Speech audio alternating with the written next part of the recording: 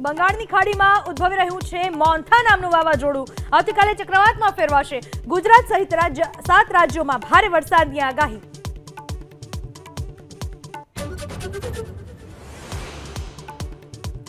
गिरनार पर्वत पर रोपवे सेवा बंद। यात्रिकों की सलामती पगले निर्णय। वातावरण अनुकूल थया बाद फरी सेवा थशे शरू।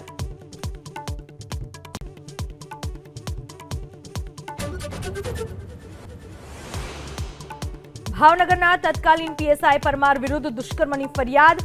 युवती ने प्रेम जाळमां फसावी दुष्कर्म आचर्યું। નીલમબાગ પોલીસે શરૂ કરી તપાસ।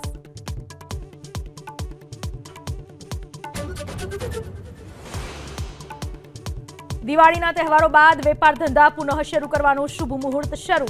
બપોરના 12 વાગ્યે 22 મિનિટ સુધી શુભ મુહૂર્ત। પૂજા વિધિ સાથે શરૂ થયા ધંધા રોજગાર।